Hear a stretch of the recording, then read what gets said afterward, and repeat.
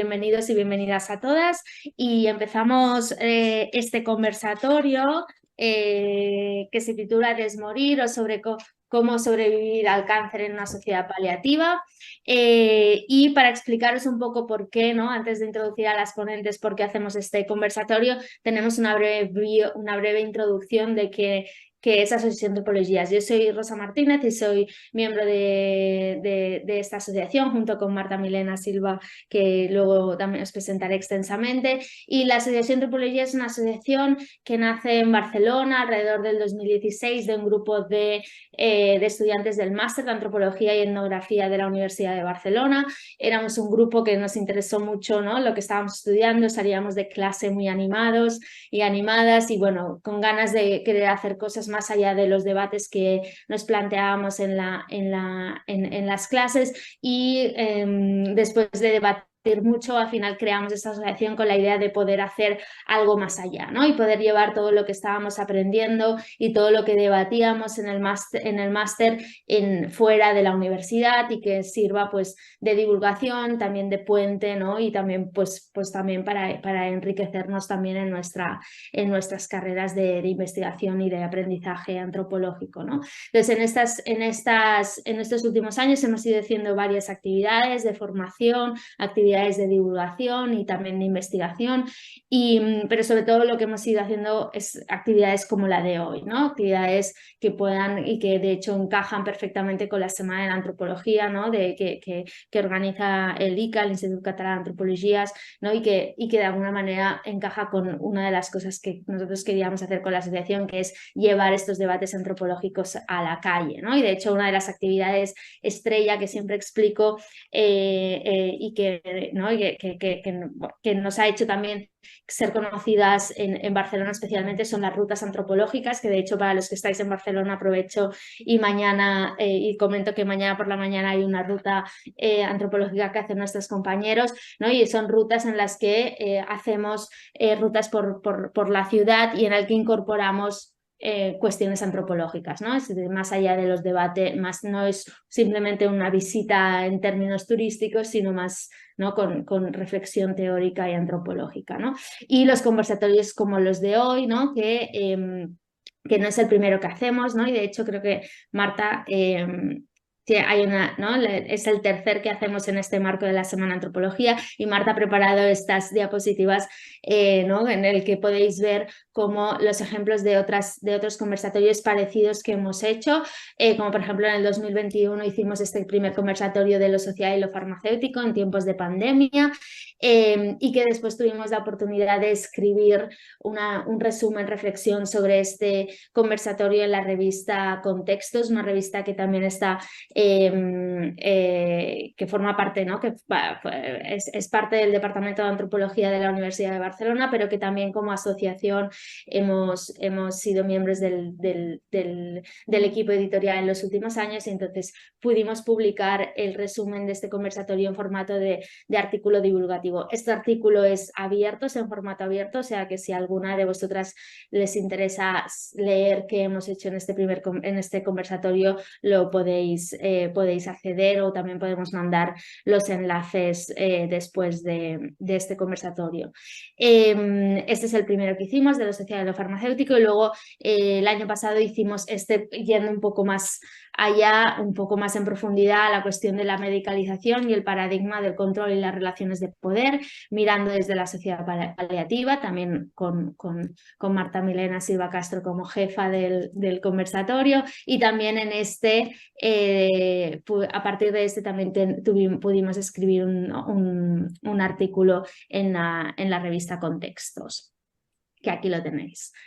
Aquí tenéis la carátula con las compañeras, de hecho con Jimena Lagos, que está hoy en el conversatorio, y también con Adriana Serrano y bueno, Marta y yo mismo. Y entonces, ¿no?, hecha esta breve, ¿no?, para que entendáis también de dónde salen estos conversatorios, en el conversatorio de hoy nos vamos a centrar en la cuestión del desmorir y sobre cómo sobrevivir en el cáncer en una sociedad paliativa. Y si habéis podido leer el resumen y si no, pues os explico un poco. En este conversatorio queremos dialogar sobre la la conmovedora narración del proceso de enfermar y de sobrevivir al cáncer de la poeta Anne Boyer, quien con su obra Desmorir, una reflexión sobre la enfermedad en un mundo capitalista, nos hace reflexionar sobre cómo sobrevivir al cáncer en nuestra sociedad. Además, también para aproximarnos a esta experiencia corporal y mental del dolor, también retomaremos el marco conceptual que también nos explicará ahora Marta Milena de forma más extensa, la sociedad paliativa desarrollada por Byung-Chul Han, siguiendo el carácter paradigmático de la promesa del bienestar permanente que nos pueden dar los medicamentos, ¿no? Entonces, a partir de estos marcos teóricos queremos conversar hilando perspectivas antropológicas y farmacoterapéuticas, y lo que vamos a hacer es hablaremos de procesos socioculturales subyacentes a la obediencia de tratamientos farmacológicos que atienden al desequilibrio orgánico, pero no atienden al sufrimiento mental. Inclusive sobrepasando los límites éticos de los malestares femeninos distorsionados por el patriarcapitalismo, además de la experiencia dolorosa al enfermar y la experiencia de sanar usando medicamentos. Toda esa experiencia está entramada en la fuerza cultural del malestar psicosocial, ¿no? Entonces, esto ahora nos lo explicará mejor Marta Milena, estos marcos analíticos, y luego conversarán Jimena Lagos y Francisco y Paco Martínez Granados, ¿no? Entonces, ahora os voy a presentar quién son ellos y luego daré paso a ellos mismos. Jimena Lagos Morales es química farmacéutica, especialista en farmacia clínica, diplomada en estudios biopolíticos, académica de la Universidad Austral de Chile, situada en la ciudad de Valdivia. Es integrante de la agrupación Arpilleristas de Anganchila, en la misma ciudad, colectivo con el que participa con mujeres, en su mayoría adultas mayores, quienes mediante su oficio y arte bordan sus vidas, resistencias, anhelos y memorias en torno a la recuperación, junto a otras organizaciones del territorio, de la Reserva Ecológica recientemente denominada Santuario Humedal de Anganchilla, espacio de encuentro y ceremonia mapuche, y reservorio de plantas medicinales y alimentarias que les ofrece el recuperar el uso ancestral y de la medicina tradicional. Francisco Martínez Granados es doctor en Ciencias de la Salud, farmacéutico clínico especialista, máster en neuropsicofarmacología y toxicomanías. Actualmente jefe de farmacia en el Centro Psiquiátrico Dr. Esquerdo en Alicante, secretario del Grupo de Psicofarmacoterapia de la Asociación Española de Neuropsiquiatría. Ha trabajado en exclusión social y en salud mental comunitaria. Además de su labor asistencial, hace investigación cualitativa centrada en experiencia psicofarmacoterapéutica con personas con diagnósticos psiquiátricos. Y por último, Marta Milena Silva Castro es doctora en farmacia, máster en antropología y etnografía, máster en atención farmacéutica, directora científica de Medicines Optimization Systems de Ámsterdam. Está investigando desde diferentes perspectivas la experiencia con la medicación de los pacientes usuarios de analgésicos, tanto para el dolor crónico como para el dolor oncológico. También investiga sobre la utilización de la etnografía en la investigación de servicios de salud brindados en farmacia comunitaria y la humanización de la práctica asistencial. Entonces, como veis, tenemos tres ponentes, ¿no? con trayectorias y con currículums muy completos, ¿no? Que nos van a ayudar a este conversar que os decía desde una perspectiva antropológica, pero también, también desde la farmacoterapia, ¿no? No me sale. Bueno, desde una perspectiva de la farmacia. Uy, no me sale ya, Marta, lo vas a decir tú ahora. Una perspectiva doble, ¿no? Que nos interesa abordar en este conversatorio. Entonces, como antes os he citado los marcos teóricos, pero Marta los va a explicar ahora, ¿no? Entonces va a empezar presentando los aspectos más interesantes de estos dos libros que os he citado al principio para poder empezar a conversar. Entonces, Marta, es tu momento. Gracias, Rosa. ¿Me escuchan bien? Estoy Vale, perfecto. Pues gracias, Rosa, por esa presentación. Gracias por la dedicación a nosotros. Rosa es nuestra doctora en socióloga, nuestra doctora de cabecera en sociología. O sea que gracias a ella podemos también articular y pensar nuestro quehacer profesional y nuestro quehacer humanista a través de los ojos de alguien más experta que nosotras tres, que Jimena, Paco y yo. Gracias, Rosa, por esa presentación, por esa moderación. Y sí, vamos a hablar un poco, yo quiero un poco ubicar, como soy el enlace, ¿no? Soy la persona que enlaza a la Asociación de Antropologías con la conversación, con, con el tema que propusimos para esta Semana de la Antropología. eh, quisiera hablar un poco de cuáles son los marcos teóricos que conversan o cuáles son los marcos analíticos que conversan. El primer marco que conversa para nosotros es el marco teórico de Desmorir. Desmorir es un libro fantástico de una poeta norteamericana, ¿no? Que hace una reflexión. Yo pienso que esto es un libro maravilloso sobre narrativas de enfermedad. Hace una descripción absolutamente fantástica, conmovedora, emocionante de, de su proceso de sobrevivir al cáncer, ¿no? Y em, es que quisiera leer el primer pedacito para que ustedes se dieran cuenta, porque no creo que no hay buenas palabras para describir este libro. Dice la autora Anne Boyer, poeta, ¿no? Una semana después de cumplir sus 41 años, a la poeta Anne Boyer le diagnosticaron un cáncer de mama triple negativo de pronóstico grave que requería un tratamiento muy agresivo. Como madre soltera, habituada a vivir al día y a prodigar cuidados antes que a recibirlos, la dramática enfermedad supuso una crisis, pero también un punto de partida para recapacitar sobre la mortalidad y las políticas de género relacionadas con la salud. Morir es una descarnada narración de memorias que se revela contra el género memorístico, un recuento personal que rechaza limitarse a lo individual. Sumándose a la larga lista de autoras que han escrito sobre el cáncer, Boyer reflexiona con furia, brillantez y clarividencia sobre la enfermedad y la salud en nuestra sociedad, abordando temas como la experiencia corporal y mental del dolor, la proliferación de charlatanes y oportunistas y el abuso de las farmacéuticas, el cinismo político en el debate de la sanidad pública versus la salud privada y, en definitiva, la hipocresía que rodea la industria de la salud en nuestro mundo. Esta es una obra reconocida con el Premio Pulitzer de No Ficción en 2020 y profundamente humana y conmovedora. Desmorir es una imprescindible meditación acerca de la enfermedad en el mundo capitalista y acerca de las miserias y las grandezas de la vida contemporánea. Realmente esta explicación tan interesante incluso se queda corta porque realmente lo que hay aquí es una narración que te toca la fibra sensible de una mujer que traslada su experiencia individual a toda la experiencia colectiva.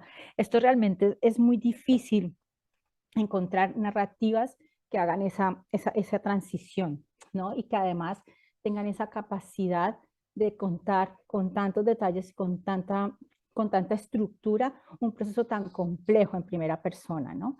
Entonces, al ser poeta, los artistas son maravillosos, tienen esa capacidad enorme de transmitirnos ideas a través de su arte. Pues yo creo que esta mujer logra en esa narración de todo su proceso, en los capítulos tan fantásticos de este libro, llevarnos a su mundo y poder entender realmente desde su mirada cómo está viendo el mundo después de que enferma y cómo empieza su proceso de supervivencia dentro de una sociedad en la que ella se ha transformado y a la que ella eh, en la que ella se ubica completamente de una manera. Entonces, la metáfora de desmorir es como ella vive después de pensar que iba a perder la vida con el cáncer, ¿no? Entonces, más que hablar del libro, porque este es un libro que yo lo cito todo, no sé cuántos, no sé si ustedes lo ven, pero tengo no sé cuántas citas que quisiera leer. Lo tengo casi todo subrayados, al final dejé de marcarlo porque lo subrayaría todo. Lo que quiero decir es que tenemos aquí una obra de arte, una obra literaria que nos sirve a profesionales de la salud y a profesionales de las ciencias humanas para entrar en la dimensión de otro, de otra. pero verdaderamente con muchos argumentos, con muchas sensaciones, con mucha interpelación, constantemente te está cuestionando diversas problemáticas que rodean el proceso de salud, enfermedad, atención. Entonces, dicho esto, cuando terminé de leer este libro a mí me llegó en las manos en un momento muy crítico en mi vida también. Estaba acompañando a una persona que estaba en un proceso de cáncer muy elevado, allá por 2021, estaba en Colombia además, y le hicieron una entrevista muy larga en el periódico El Tiempo, que es un periódico colombiano, y yo dije, ¿esto qué es? ¿De dónde sale este libro? Inmediatamente lo conseguí en un momento en el que a mí como persona me impactó muchísimo. Em, pero lo que quiero decir es que yo decía, pero ¿en qué sociedad estamos? En qué sociedad estamos muriendo las mujeres o las personas que padecemos cáncer en primera persona o alguno de nuestros familiares? ¿En qué sociedad estamos desmuriendo, no? Inmediatamente vino la referencia de Byung-Chul Han, porque para mí el concepto, o digamos el autor actual es este filósofo norcoreano asentado en Berlín, que tiene esta capacidad ensayística, por no decirlo de algún modo, de traernos la filosofía contemporánea a todos los demás, y con su obra inicial, La Sociedad del Cansancio, nos ha removido también a todos, nos ha interpelado profundamente acerca de la sociedad en la que estamos viviendo y que estamos generando. Y él, como una obra en la pandemia, escribió La Sociedad Paliativa. Entonces, en realidad lo que hizo fue de hacer una mirada renovada de cómo se está medicalizando y farmaceuticalizando y medicamentalizando la vida, ¿sí? Y toda esa argumentación la hace a través del uso de los analgésicos en la sociedad moderna, y más de los opioides, que son generalmente analgésicos que se usan en el cáncer, y ahí está la conexión con desmorir, pero que toda la sociedad quiere usarlos para el bienestar, ¿no? Entonces es un autor imprescindible hoy en día, imprescindible después del pánico que vivimos en la pandemia, imprescindible porque la sociedad sí se ha cambiado, ¿no? Sí ha cambiado, y el individualismo, el aislamiento que tuvimos en la pandemia rompió quizás esas fuentes de apoyo que nos hacen resolver o controlar o gestionar de una manera diferente el dolor, ¿sí? El dolor de otra perspectiva. Y, y cuando Anne Boyer habla en su libro sobre sus medicamentos, habla de muchas cosas, habla del dolor, ya lo comentaremos más adelante, pero sobre todo ahí está cómo vivir después de los efectos secundarios en una sociedad que le exige rendimiento, que le exige optimismo, que le exige no confrontar su propio dolor, como el dolor concebido como debilidad. Entonces, si bien esto todo está, y la sociedad paliativa como concepto está circunscrito a esa cuestión de que los medicamentos se usen para el bienestar permanente, ya ni siquiera para evitar el dolor, sino para el bienestar, ¿no? Y que también personas sanas, sin ni siquiera un problema oncológico, quieran acceder a ellos. También estamos ante el tema de que la sociedad paliativa coincide con el concepto de que el dolor es debilidad, ¿no? Y quizás después de superar un cáncer, muchas mujeres dicen que el dolor las hizo mucho más fuertes, ¿no? Y que pareciera que el sufrimiento es el que es pasivo, ¿no? Y que parece que no, como no volvemos a recuperar nuestras capacidades, no volvemos a ser útiles para la sociedad.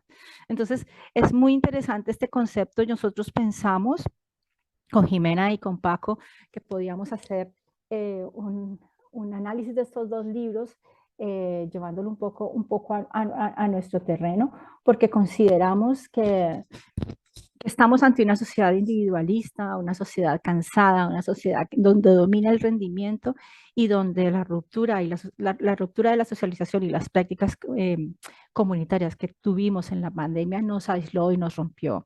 Entonces, cuando te enfrentas a una mujer como Anne Boyer, que es capaz de contarnos su experiencia con enfermar en esta sociedad y trascendiendo y dándonos claves de lo que para ella hubiese sido mejor, o lo que para ella está significando eh, enfrentarse a esta enfermedad en nuestro mundo actual, pues nos generó una serie de señales, de inputs en los que queríamos conversar y compartir con muchas de ustedes acerca de este tema.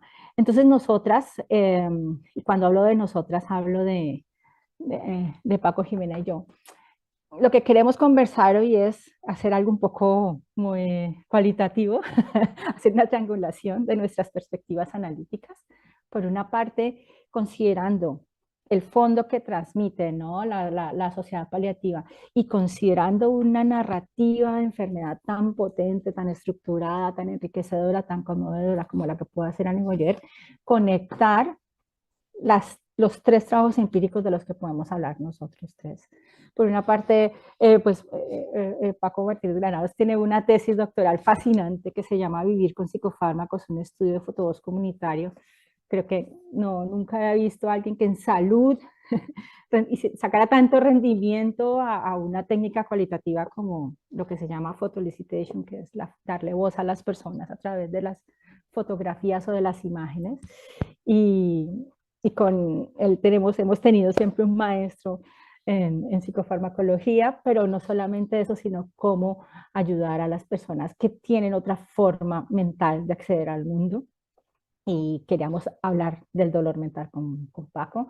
Con Jimena, por otro lado, ella con su dimensión social tan asimilada, tan estructurada, ella ya ha contribuido con, con comprender la medicalización y la medicamentalización de la vida como una estrategia que es básicamente biopolítica, ¿no? En su artículo, que también fue una contribución en la revista Contexto, nos explicó esto, pero más a más queremos ver cómo desde un proyecto social como de las borradoras de la memoria, desde Chile están haciendo grandes transformaciones para entender estas narrativas de enfermedad, estas narrativas del dolor, estas narrativas del sufrimiento a través del apoyo colectivo. Y en la parte final, ya más oncológica para hablarlo, hemos traído esta experiencia, les contaremos brevemente cómo ha sido la experiencia en Bucaramanga, en Colombia, de implantar en unas instituciones de salud el modelo biopsicosocial para ayudar a mujeres con cáncer en Colombia. Entonces, dicho todo esto, no sé si vamos muy rápido, si vamos muy despacio, no sé qué diga nuestra moderadora, pero hay que hacer vamos a hacer algunas preguntas, ¿no? Entonces vamos a conversar y esta es la parte en que hablaríamos del dolor mental, sobre lo que Paco nos quisiera contar, ¿no? Lo que ustedes, adelante.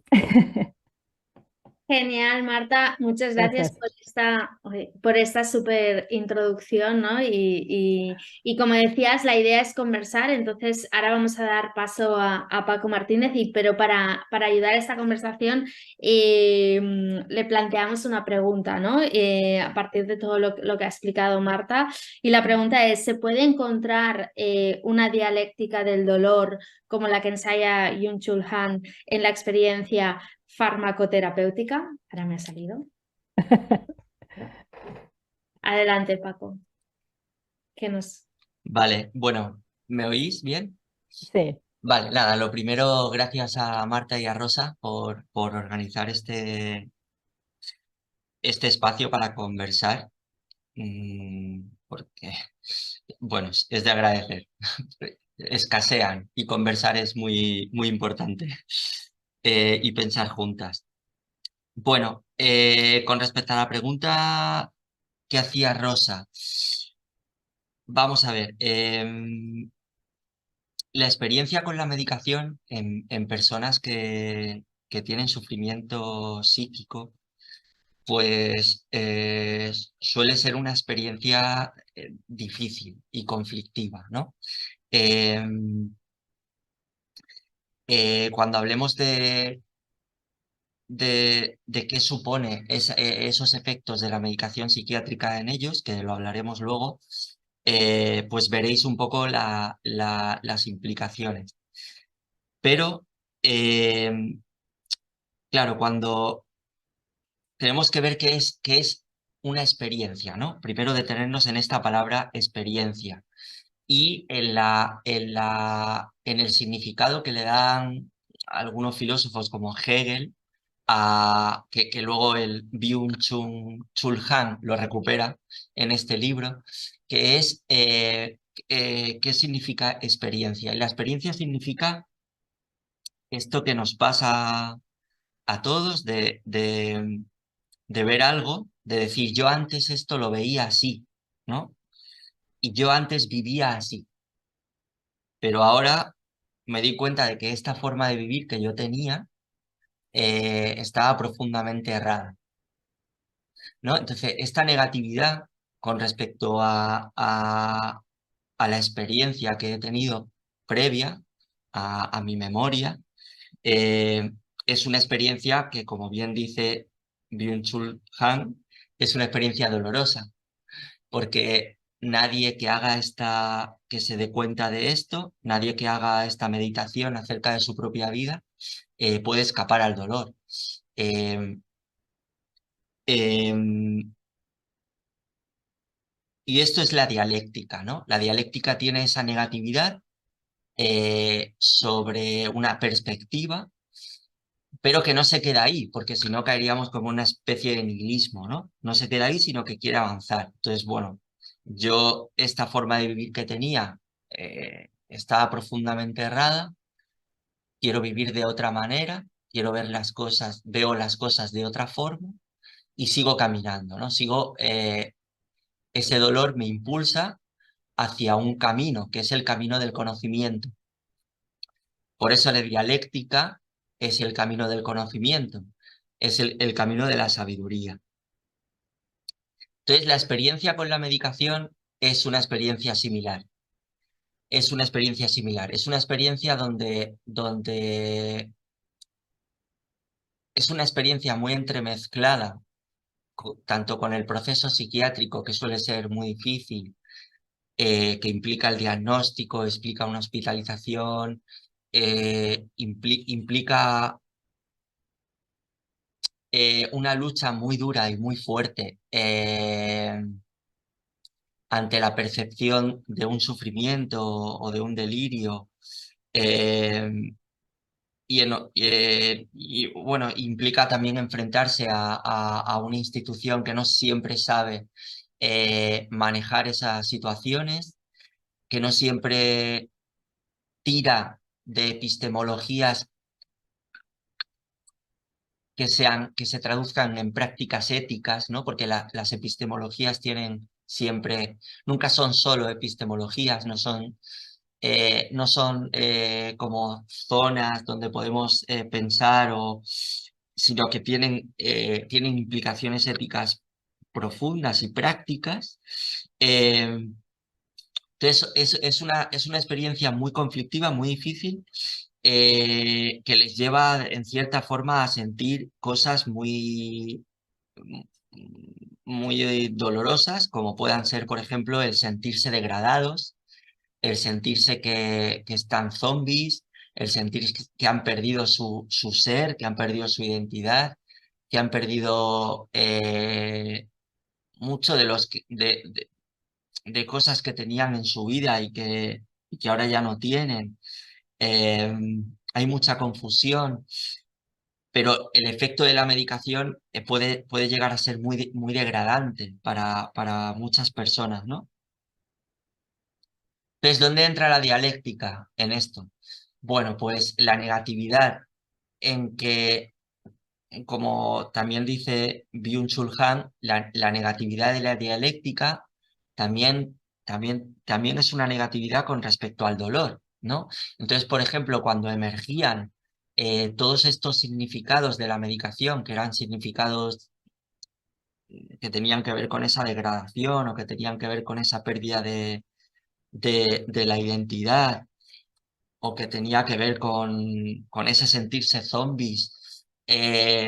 Cuando sobrevenían todos estos sentimientos angustiosos con respecto a la medicación, hablo de los efectos farmacológicos, eh, de repente en el grupo dialógico surgió ya, pero esto no se acaba aquí, ¿no? Aquí entra el momento dialéctico. Esto no se acaba aquí. eh, el medicamento es cierto que me aplaca, es cierto que me provoca todas esas sensaciones, pero, y estas son palabras de los participantes, uno dijo, yo soy el maestro de mi propio idioma. La persona sigue siendo íntegra. Es decir, que hay un espíritu que va guiando al sujeto a través de ese dolor, de esos efectos deleterios de la medicación, eh, donde se adquiere conciencia de que hay un espíritu, que es el espíritu de la persona, que se sobrepone a, a esos efectos, ¿no? Y que los contrarresta y que induce un esfuerzo moral, un esfuerzo ético, eh, que le da un valor, que le da una dignidad, ¿no? Este valor y esta dignidad es la que se encuentra en el proceso en el proceso dialéctico, o sea, lo que es una experiencia. Cuando Byung-Chul Han dice que queremos mitigar el dolor, lo que quiere decir es que no queremos experimentar, no queremos vivir la experiencia, porque vivir la experiencia es doloroso y no queremos exponernos a ese dolor. Por lo tanto, es una sociedad que no avanza en el conocimiento, no avanza en la sabiduría, únicamente traga información, únicamente consume información, pero realmente no hace ese recorrido del espíritu que estos participantes eh, indicaron que era lo único que les salva, lo único que les salva del nihilismo, de la nada, del ser absolutamente oprimidos por el sistema psiquiátrico, ¿no? Hablo de ciertas experiencias, no de todas. Hay algunas que pasan por sistema psiquiátrico y pasan bien, pero otras que no. Y no sé si me estoy extendiendo, Rosa, tú córtame, por favor, y si no me pongo aquí a hablar. Pero bueno, creo que, no sé si se me ha entendido, pero eh, creo Sí, que ya se me consume el tiempo. sí, sí, perfecto. Entonces, en relación con lo último que decías, la segunda pregunta que te queríamos plantear es cómo se relaciona el tratamiento psiquiátrico con la poética del dolor. Vale. A ver, para entender la poética del dolor y para entender cómo la medicación psiquiátrica puede combatir o cómo puede interaccionar con la poética del dolor, antes voy a hacer un brevísimo recorrido por una palabra, que es la imaginación. ¿Qué significa la imaginación? La imaginación es la base de la poética, pero también es la base de la ciencia y de todo el conocimiento. Los primeros filósofos escribían en verso. La poética es el manantial de donde emerge todo el conocimiento. Y la imaginación ocupa un lugar destacado en la historia de la filosofía a partir de Kant, cuando dice que la imaginación es la base de la conceptualización, es decir, para establecer un concepto necesitamos de esa base imaginativa. Eh, yo no sé alemán, pero sé que la etiología de la palabra imaginación en alemán es Einbildungskraft, ¿no? Que lo traigo porque creo que representa muy bien esta idea. Kraft significa fuerza. Ein significa dentro, hacia adentro. Y Bildung significa dar forma. Se utiliza también para cultura o para educación. Es decir, que la imaginación viene a ser una fuerza creativa que construye internamente un orden de vida. O sea, algo que nos puede orientar en la vida. ¿Cómo hace esto la imaginación? Bueno, la imaginación lo que hace es interpretar la realidad dando un sentido a la realidad. Y ese sentido es lo que sostiene nuestras vidas. Por lo tanto, lo que hace la imaginación es construir mundos vivibles. Entonces, aquí voy a leer una frase de un filósofo, Jacinto de Rosales, que dice: el mundo que llamamos real es ya un mundo interpretado. Entonces, ni hay un determinismo cósico que cosifica la subjetividad, ni todo es un puro juego caprichoso de formas e interpretaciones. Es decir, en la imaginación, que es lo que usamos para confrontar la realidad y dotarla de un sentido, en eso nos va la vida. O sea, lo que está en juego es la vida.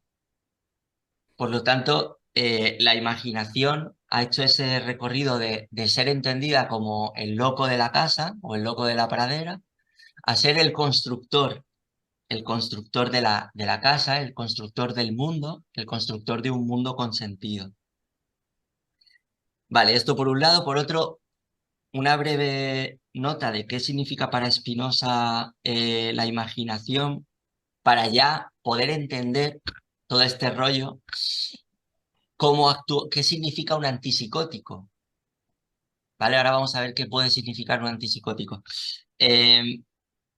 Vale, para Spinoza, lo primero es el afecto, ¿no? El afecto. ¿El afecto de qué? Lo primero es el afecto corporal, o sea, es lo que sentimos, sentir nuestro cuerpo. Eso es el primer género de conocimiento, es la base. Entonces, lo mismo que decíamos antes, la imaginación, o sea, el afecto del cuerpo es lo primero. Es decir, una persona que, por ejemplo, tiene un delirio en el cual, que esto me pasó recientemente, en el cual una persona siente, era un hombre, un paciente que estaba allí en el psiquiátrico que tenía 56 años y sentía que estaba embarazado y que tenía un bebé, que él estaba gestando un bebé. Esa afección, según Spinoza, no está errada, no puede estar errada, porque es una afección que él siente. Y tampoco es una afección que pudiéramos erradicar, porque ¿cómo erradicar una afección tan primaria, ¿no? Que es la percepción de tu cuerpo o la percepción de una idea?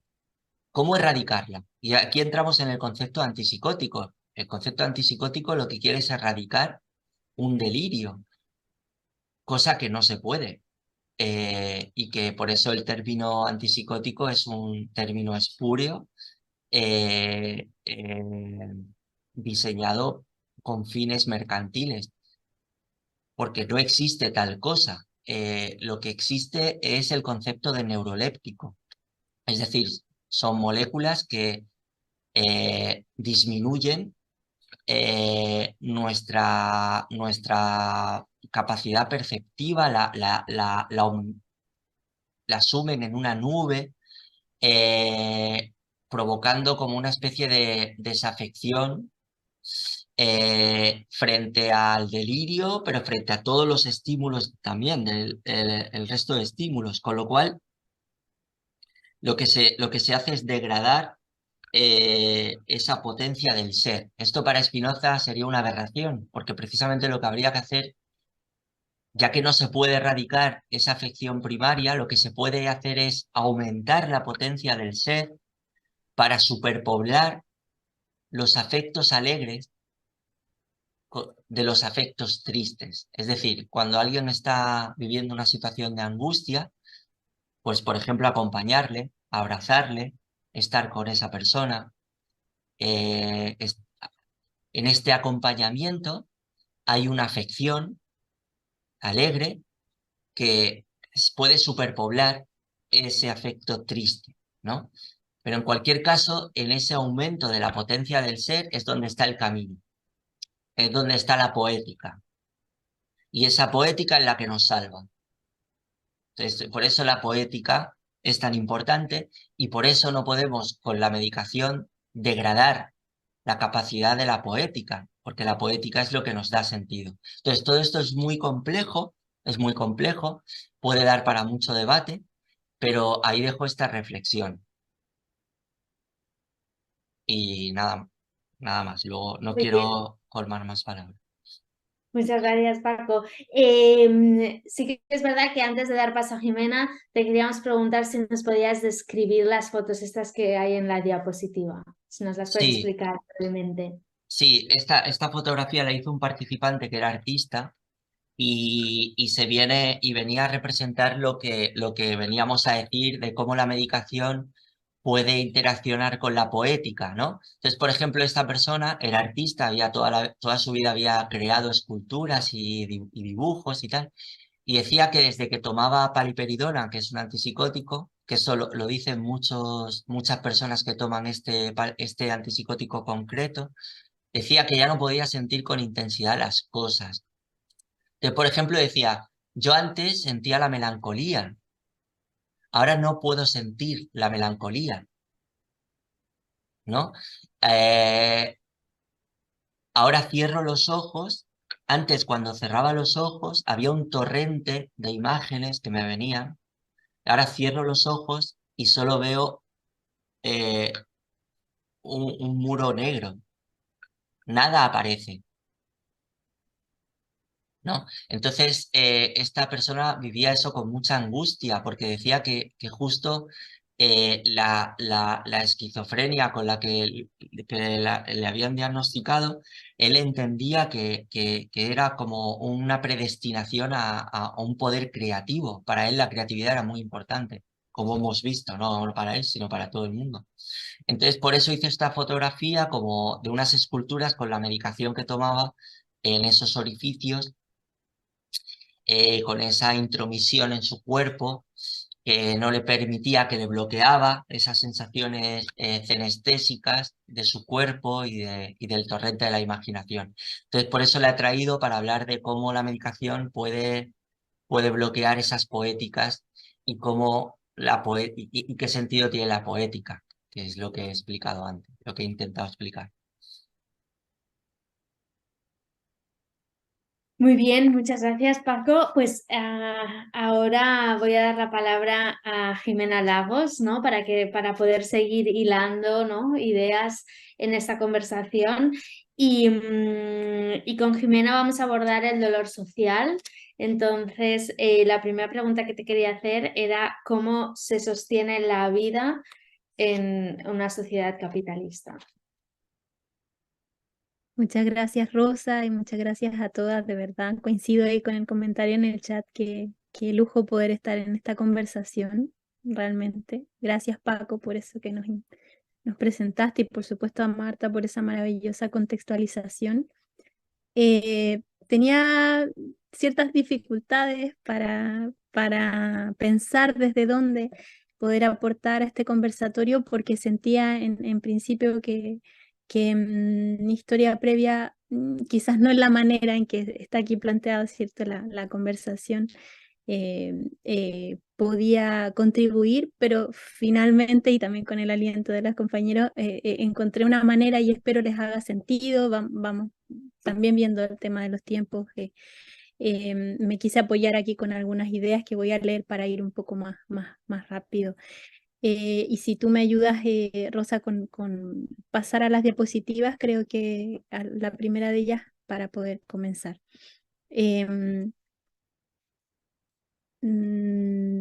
Bueno, ¿cómo se sostiene la vida en la sociedad capitalista? Es una gran pregunta, y por supuesto mi respuesta se circunscribe a una experiencia comunitaria muy concreta, que a su vez tiene un camino recorrido mucho mayor que mi breve participación en él. Eso es lo primero que tendría que decir. Aún así me parece muy relevante, más que relevante, poder compartir estas experiencias, así como ha hecho Paco brillantemente, porque me parece que es la manera en que podemos construir otras realidades posibles desde la pluralidad de biografías, de contextos, de experiencias, de saberes, de prácticas, de cosmogonías, y sobre todo cuando éstas apelan al mutuo cuidado. Antes de compartirles esto, decir también que son experiencias a las que jamás hubiera llegado si no es por la revuelta social en Chile en octubre del 2019, y si no hubiera podido conocer a tantas y tantos, a conocer de cerca demandas de organizaciones de base territorial Y en el marco de la atención en salud, trabajo de los equipos de atención primaria, que realmente no tenía idea cómo realizan incansablemente. Y bueno, en estas imágenes que intento compartir, la idea es dar cuenta de las prácticas comunitarias y afectivas a través de las cuales he podido conocer cómo se construye identidad territorial, salud, bienestar colectivo en 2 sectores de la ciudad de Valdivia, en el sur de Chile. El primero de ellos es el territorio de Angachilla, aquí en las imágenes, donde mujeres de distintas edades, en su mayoría adultas mayores, y que conforman la agrupación y conformamos la agrupación Arpilleristas de Angachilla, hemos reivindicado nuestras experiencias, contextos de vida, por supuesto, diferentes, saberes y prácticas cotidianas, y mediante también la recuperación de los oficios y el arte, bordamos nuestras vidas, nuestras resistencias, nuestros anhelos, nuestras memorias. Contarles que esta agrupación nació en noviembre del 2019 en el marco del estallido social y el proceso constituyente en Chile.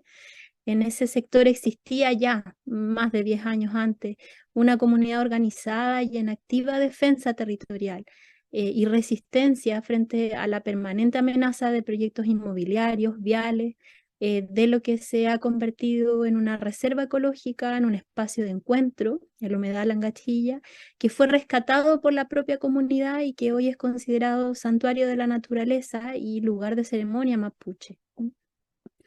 Para mí, bueno, ha sido una experiencia invaluable de aprendizaje, de compartir con mujeres de mucha sabiduría. Ahí están las fotografías Laurita, Pilar y tantas más, muchas de ellas patrimonios vivos de lo que significaron en el Chile previo a la dictadura cívico-militar las experiencias comunales, las prácticas comunitarias, que contra el avance de un modelo de sociedad moderna, neoliberal, daban cuenta de la valorización de saberes ancestrales y populares y prácticas de cuidado mutuo, como ya decía, que nos permiten imaginarnos cómo sería esa posibilidad de construir una comunidad de vida. Aquí me permití también usar palabras muy, muy de cerca de quien he estado escuchando y leyendo el último tiempo, Katia Colmenares, una filósofa política mexicana, que ella se dice a la vez discípula de Dussel, que es un tremendo filósofo argentino-mexicano que falleció hace pocos días, y compañera de vida de Juan José Bautista, otro tremendo filósofo boliviano.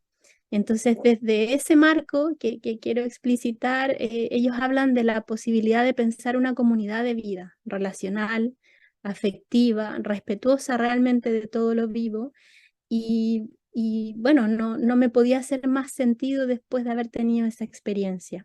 En la siguiente diapositiva, porque claro, ahí vemos los inicios de lo que fue en el marco del estallido, y finalmente pasaron varios meses, entre medio de la pandemia, nos reuníamos por Zoom mucho tiempo, y finalmente llegamos a concretar ese gran bordado, ese gran lienzo colectivo en el que cada una puso su cuota, mi hijo también la puso, y que nos permitió pensar en las posibilidades de creación colectiva, eh, em, que bueno, son múltiples. Quisiera luego agregar algo más en relación a eso, pero si pasamos a la siguiente, no quiero tampoco dejar de mencionar que en el último tiempo, en el último año, y también gracias a la cercanía con equipos de atención primaria, conocí otra experiencia singular y también hermosa de diálogo de saberes en torno a los huertos comunitarios en el sector Corvi de Valdivia, un barrio antiguo que se levantó gracias a los procesos sociales que estaban ocurriendo en el país en la década de los años 50 y que permitieron que se consiga la fundación de esta población en el año 58, producto de la iniciativa estatal de promover políticas de vivienda para la erradicación de las llamadas poblaciones callampas, producto de la rápida migración campo-ciudad, y gracias a la Fundación de Viviendas de Emergencia, de Asistencia Social, que dependía de la Corporación de Vivienda, de ahí la sigla Corvi.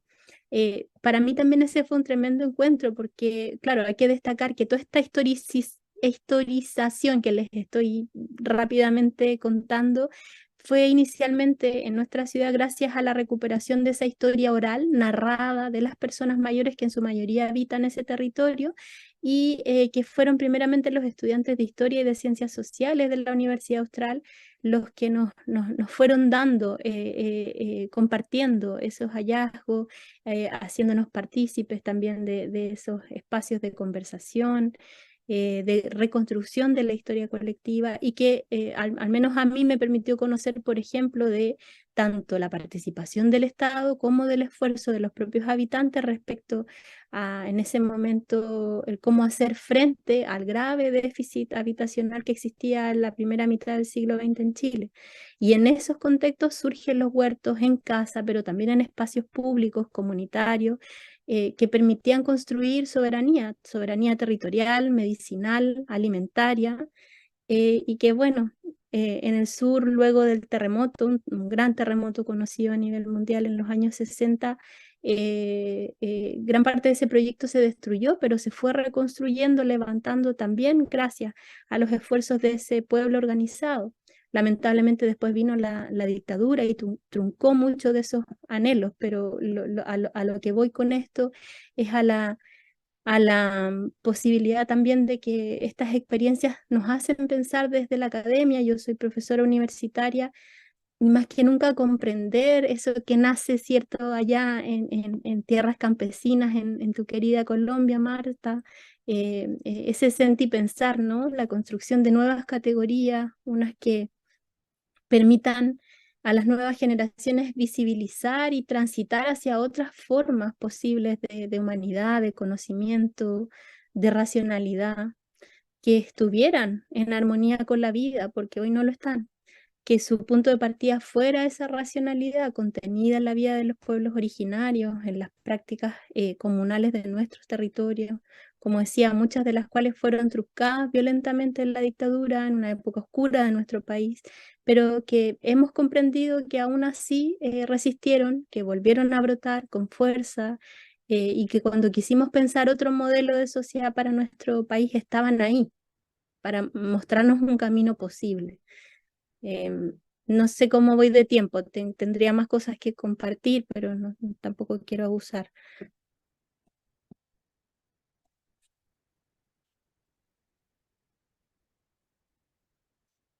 Rosa, estás Perdón, silenciada. perdón, que te decía que si quieres te lanzo la segunda pregunta y si tú quieres recuperar Vale, y vale. que te has quedado, pues genial, para ir igualmente luego tenemos tiempo para, ¿no? Si se te ha quedado algo, ¿no? Después de esto que nos has contado, te queríamos preguntar, ¿es posible reconocer prácticas desmedicalizadoras de afrontamiento del dolor y otros padecimientos desde esta experiencia comunitaria? Ujú. Sí, sí, ¿cómo no? Yo creo que he ido aprendiendo, reaprendiendo ese concepto justamente a partir de estas experiencias. Quizás algo que me gustaría agregar a lo que antes decía es que, claro, dentro de esa comprensión de un sentido profundo de los acontecimientos que al menos yo había perdido, uno donde siempre hay algo nuevo que aprender, mensajes que descifrar, momentos para crecer, para actuar con más humildad y con más respeto frente a lo inmenso y también lo frágil de la vida. Claro, o sea, lo primero que tendría que decir es que yo llegué con un discurso sumamente sanitario a un espacio, porque fui invitada primeramente a partir de un proyecto de cómo podríamos vincular las plantas medicinales con las arpilleras, ya que estaba participando de ese espacio. Y que rápidamente, porque rápidamente llegó la pandemia también ese año, en el verano del 2020 y bueno, marzo del 2020, claro, empiezan a gestarse iniciativas populares como la red de abastecimiento de alimentos, como ollas solidarias en todo el país para superar el hambre, para sostener la vida en comunidad en medio de total ausencia de políticas de protección social, aquí hay que decirlo. Y que me aleccionaron tremendamente respecto de lo que significa un nosotros, respecto de lo que significa un cuidado mutuo, y que la atención, o sea, y que pensar la salud, mejor dicho, va más allá de ese discurso biomédico, como también transmite Anne Boyer. Y ese quizás es mi puente para responder a la pregunta. Una de las reflexiones que a mí me pareció transversal fue la que ella relaciona con el lenguaje. En una entrevista señala el impacto que le provocó a ella perder ese vocabulario amoroso con el que estaba habituada para pasar a los términos del lenguaje médico. Y sentía que uno de los grandes desafíos de su vivencia con el cáncer fue tener que contextualizar el lenguaje del cáncer e integrarlo a su propio lenguaje y comprensión, y hacerlo desde el amor y no desde la terminología bélica que habitualmente se le concede, que lo hemos conversado también nosotras preparando este conversatorio. Y desde una aceptación, pero no aquella que infantiliza, no la que feminiza, no la que despolitiza, sino la que, como bien decía Paco, desde un lenguaje poético y político, como también planteaba Marta, profundamente político. Y uno que demanda y que reclama, entre otras cosas, por el lucro descarado de las transnacionales, de seguros médicos, de la industria farmacéutica, los medios de publicidad, el llamado complejo médico-industrial, farmacéutico, financiero, cuyas tramas no terminamos todavía de comprender, de conocer. Y que es ese que modela subjetividades con su habilidad psicopolítica, ¿cierto? Que para vender una cura y una paliación donde no la hay, y que con ello, por supuesto, contribuye a reproducir un modelo, una sociedad en donde no se cuestiona el enriquecimiento a costa del despojo en sus múltiples formas, apelando también a esto del dolor social, donde no se cuestiona la enfermedad y la muerte desde una geopolítica específica. A partir de estas reflexiones conecto con tantas demandas en Chile, bueno, y en nuestros países latinoamericanos, como aquellas que hacen nuestros compañeros de la Argentina, hoy tristemente amenazados con el avance del fascismo, del ultraliberalismo, porque ellos denuncian, vienen mucho tiempo denunciando que los procesos de apropiación, de producción, de consumo, de excreción impulsados por el capitalismo global niegan los límites biofísicos de nuestro planeta, en palabras de Damián Berseñasi. Existen comunidades arrasadas, existen territorios sacrificados que sirven de alimento y sustrato para este modelo de producción y reproducción dominante en una división internacional de la naturaleza que no es casual, y la destrucción de ecosistemas, de salud y de vida en el sur global. Entonces, bueno, es escandaloso conocer estadísticas en que ha aumentado grotescamente el aumento del cáncer, de enfermedades endocrinas, de abortos espontáneos, y muertes en comunidades vecinas a la megaminería, al cultivo con semillas transgénicas, al uso masivo de agroquímicos. Y no podía dejar de mencionarlo porque siento que en su bello lenguaje Anne Boyer también lo deja entrever. Ella se pregunta por su cáncer, pero también se pregunta qué hay más allá de esa experiencia que, bueno, no sé si uso las palabras adecuadas, que muchas veces se romantiza, y que también desde esta presión social del lenguaje positivo, ¿cierto? No te permite cuestionar o ver un poco más allá. Entonces siento que es muy esclarecedora la reflexión que hace la escritora. Y aunque no desde el cáncer, por supuesto, ni desde estas experiencias tan terribles que comentaban, la he encarnado también. Quería compartirles eso último, que el espacio, los dos espacios que retraté, pero por el tiempo, ¿cierto? Ya son casi 4 años de compartir con el grupo de las arpilleristas de Angachilla.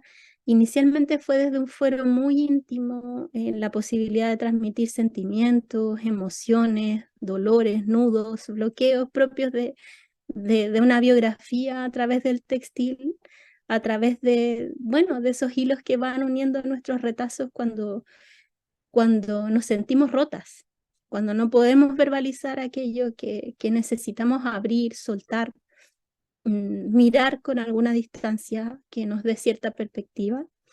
Y en ese sentido el arte, y sintonizo plenamente con lo que nos transmitía Paco, considero que es una vía de liberación, de emancipación, y por sobre todo de una conjunción de lo individual y de lo colectivo, que es política, que es movilizadora, que es generadora de conciencia, como tantos colectivos y colectivas nos han mostrado. En lo personal me permito comprender en su máxima lo que significa salud, comprender, por ejemplo, cómo la amenaza de la especulación inmobiliaria propia del proyecto de ciudad neoliberal amenaza la vida en una comunidad, en los ecosistemas allí presentes, y eso yo no lo sabía, me lo enseñaron mis compañeras. Y finalmente desde ahí conecto también con Byung-Chul Han. Lo hemos estado conversando, hemos estado citándolo cuando él se refiere a la manera en que las sociedades modernas anulan esa posibilidad de dolor, esa narración dolorosa, que a la vez es una reflexión muy vinculada con su obra más reciente, La crisis de la narración, porque estamos dejando de narrar aquello que nos indigna. Nuestro malestar social se ve silenciado en este proyecto de felicidad permanente, que es altamente funcional, como sabemos, a un modelo productivo imperante, que es peligrosamente despolitizador, porque se nos está yendo la vida por intentar sobrevivir, ¿no? En sus palabras, a costa de un mandato de rendimiento que nos anestesia, que nos impide ver que enfermamos en una importante medida debido a la ambición de poder y de riqueza de unos pocos. Y porque no quiero terminar así tan triste, solo compartirles que me encanta leer y releer a una mujer hermosa, Lorena Cabnal, que es feminista maya xinca, cofundadora de un movimiento feminista comunitario territorial con sanadoras ancestrales desde el feminismo comunitario. Y ella enfatiza que en medio del paisaje que le toca vivir, un paisaje montañoso, pero también en medio de la sequía, de la pobreza extrema y de múltiples violencias que son ya sistémicas y que son provocadas por los procesos extractivistas en su país, cada día su menester es recuperar la alegría sin perder la indignación, como un acto emancipatorio y vital, y hacerlo desde el goce, desde el erotismo, desde la comunidad. Y para ello cuentan con los saberes plurales de mujeres que son parteras ancestrales, que son contadoras de tiempo, que son sanadoras, que son yerbateras, y es desde esa pluralidad que cada una aporta sus propios procesos individuales y también colectivos, y es maravilloso como ella relata cómo las mujeres a partir de tantas violencias tienen desconectado o roto su hilo sanador, pero que empiezan a recuperarlo cuando recuperan ese sentido de comunidad, desde un hacer, desde un compartir, desde experiencias que contadas en primera persona, pero a partir de las cuales se construyen saberes y haceres colectivos y que procuran redignificar la vida en todas sus formas. Entonces, bueno, sanan con la energía vital de la ternura entre las mujeres, con la madre tierra, y por eso esa convocatoria de ternura con la naturaleza es un acto sanador simbólico, como nos explicaba Paco, tan potente. Y yo conecto mucho, por supuesto, guardando las proporciones, y no es el medio en el que habito, pero conecto mucho con esos relatos que hace Lorena Cabnal, porque siento que en este microespacio protegido, que es el de las arpilleristas de Angachilla, con las señoras de la Corvi y el huerto comunitario, eh, hemos compartido, hemos vivenciado con amigas que han sido gestoras de estos espacios. Tengo que mencionar a Claudia Cerda, a Eva Sovino, a Loreno Gallardo, y que, bueno, incluso creíamos haber despertado y creíamos que los altibajos constitucionales no nos iban a detener, y en algún momento perdimos la esperanza, pero en realidad, a pesar de todo, ha sido un espacio súper transmutador, sanador, de una manera inimaginable, reivindicativa de derechos y sobre todo de uno que acabas de alguna manera de llegar ahí, conectaba con lo que decías, Paco, al final, que la cosificación de todo, ¿no? Incluyendo la de nuestra madre tierra, nos tiene como nos tiene. Verla realmente como una madre y hermanarnos es lo que al menos a mí me ha permitido ir encontrando sentido, pensando en comunidad, y desde ahí pensando cómo se sostiene la vida y cómo se pueden pensar prácticas desmedicalizadoras, que a su vez habría que decir que tendrían que ser también despatriarcalizadoras y descolonizadoras. Y bueno, está difícil, pero en eso habría que pensar. Perdón la extensión, tenía mucha emoción contenida. Muchas gracias, Jimena.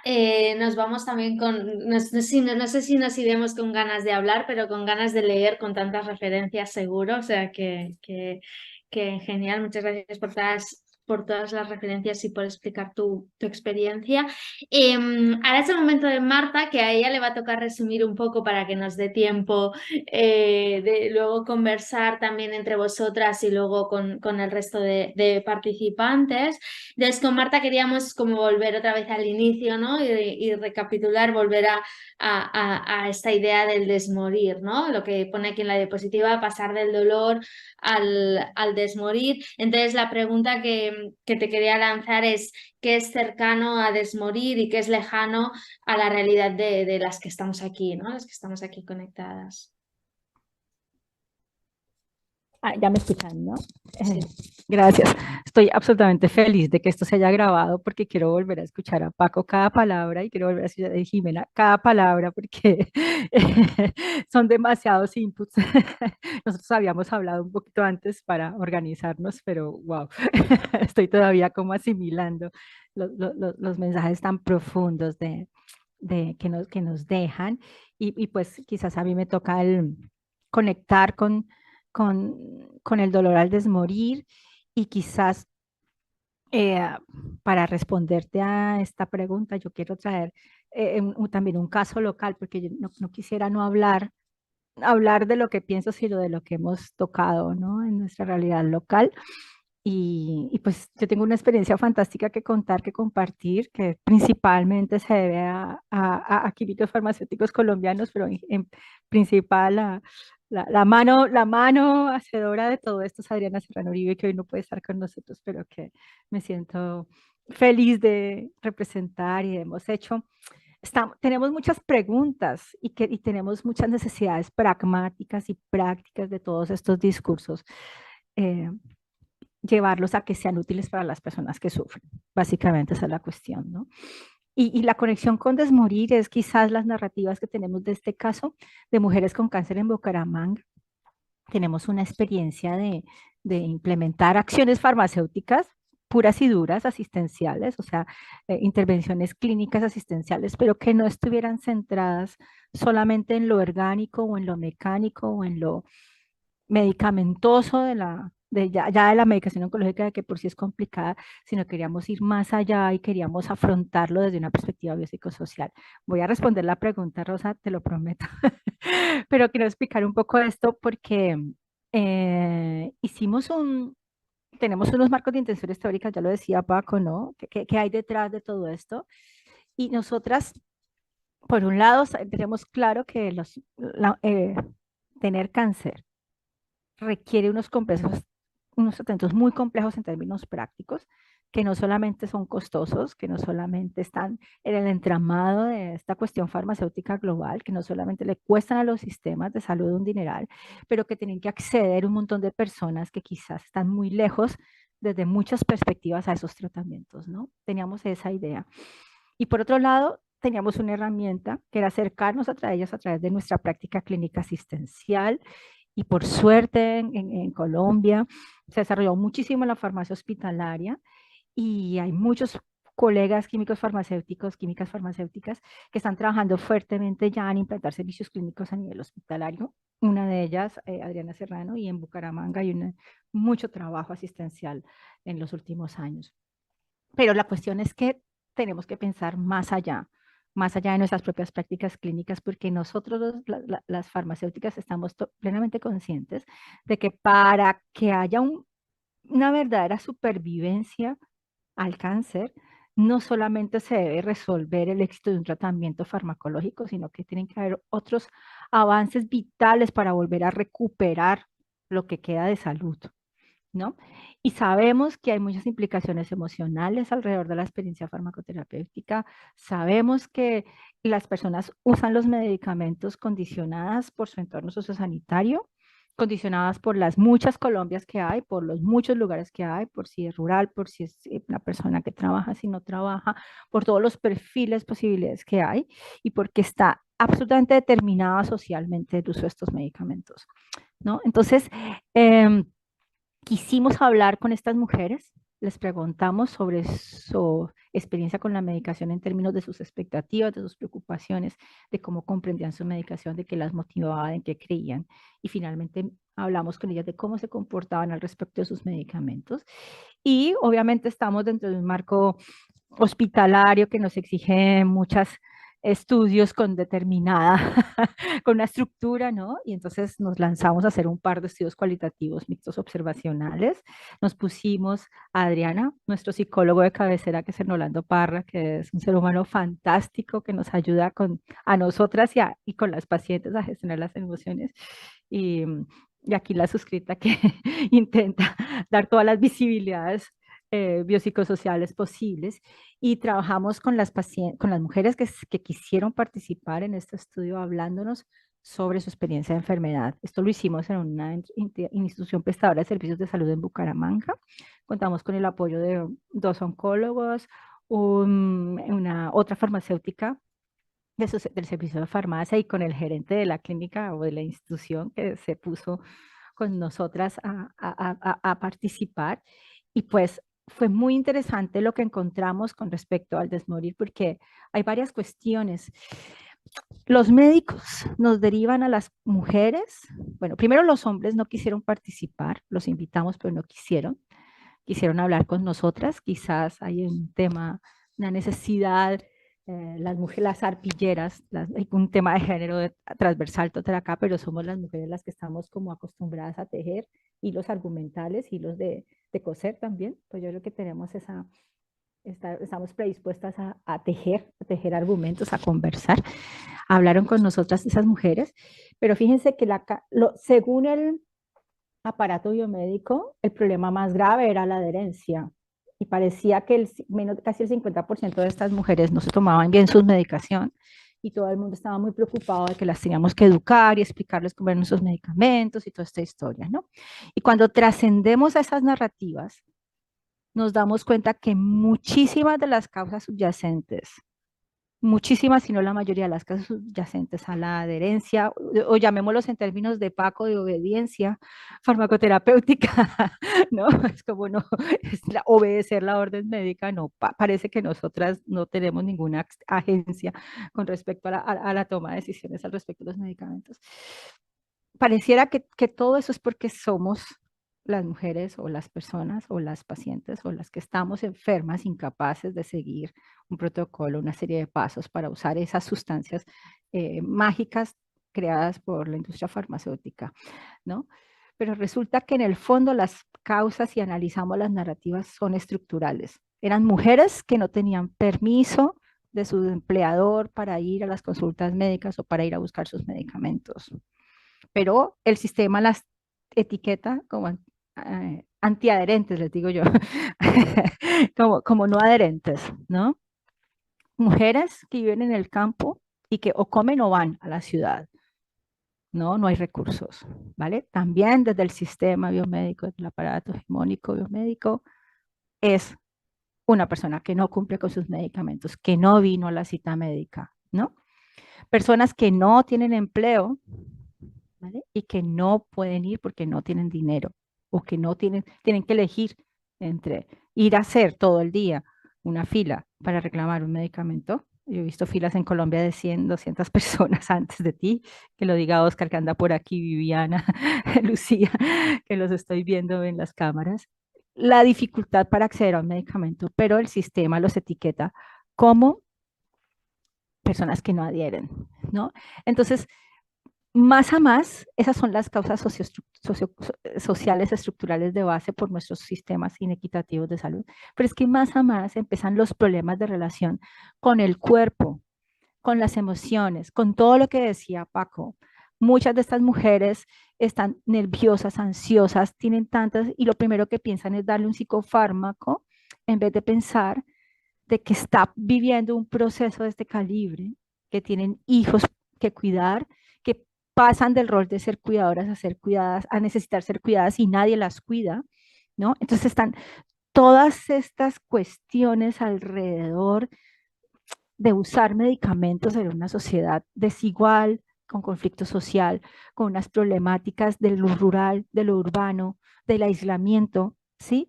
Que son las que dan la explicación, a unos problemas farmacoterapéuticos que nosotros tenemos entidad y estamos fascinados los farmacéuticos de contarlos, ¿no? ¿No? O del miedo que le cogen a los medicamentos por sus reacciones adversas y todo el mundo piensa que vamos a farmacovigilar y en realidad hay que ayudar a las personas a comprender esa relación riesgo-beneficio que hay con el uso de sus medicamentos. Entonces, todo esto para decirles que cuando profundizas un poco, cuando oyes las verdaderas narrativas de las mujeres, cuando atiendes a las visibilidades de su relación con su cuerpo, de su estado anímico, de la pérdida del control de su cuerpo, como lo decía Paco con sus pacientes, de esa nube que les da, de ese agotamiento brutal por las quimioterapias, por las radioterapias.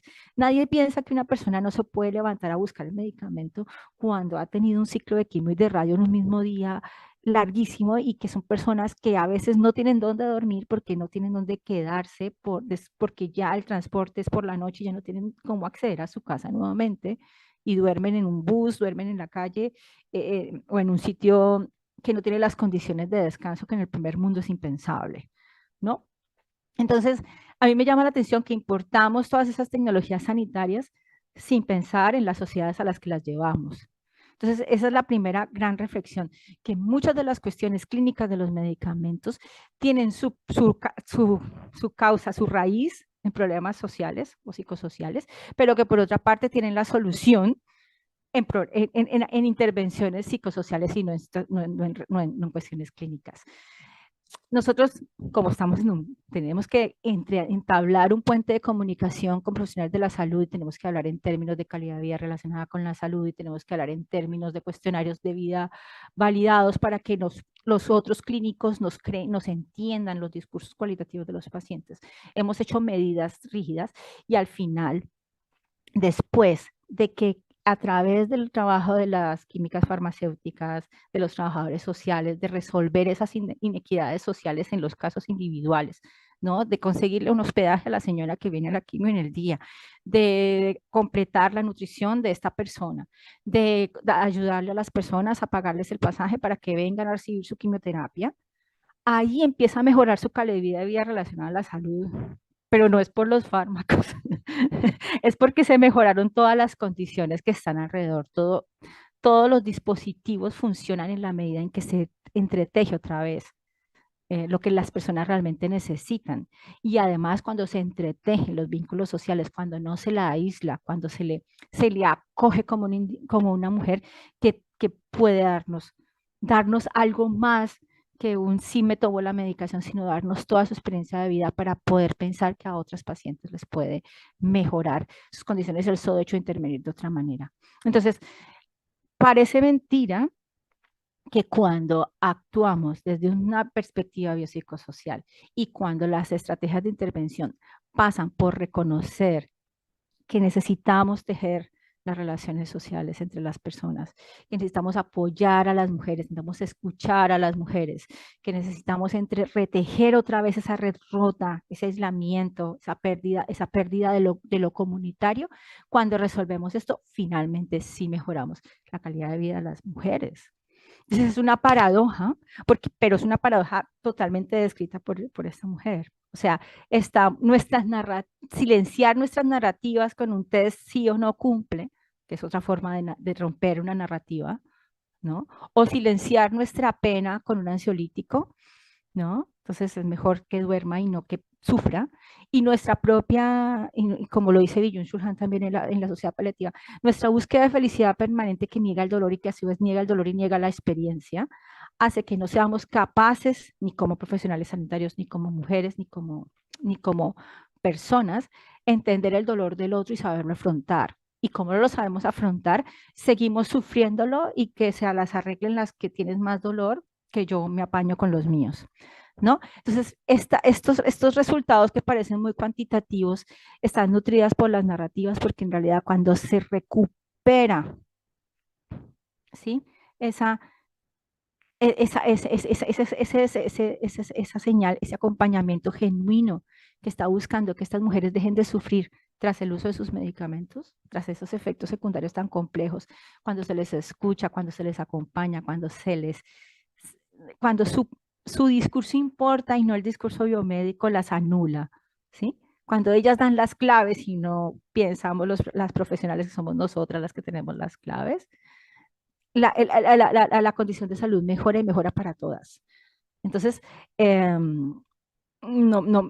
yo podría hablar de todas las narrativas también de estas mujeres, pero el mensaje que quiero dejar es que para hilar con, con Paco y con Jimena, es desde esa corporidad del dolor, del sufrimiento que tenemos las personas que han padecido cáncer, esa relación dura con el cuerpo, de un cuerpo que sufre y que además tiene que usar unos medicamentos que la llevan por un lugar que quizás no desearía estar, de efectos secundarios, de disconfort, de dolor, de ese afrontamiento y de ese valor, ¿no? De asumir esa medicación y de esa recuperación de prácticas y significados colectivos, es donde estamos encontrando las claves para verdaderamente encontrar un lugar en ayudar a las personas que sufren dolor, no silenciándolas, sino tratando de encontrar la forma de saber y de compartir y de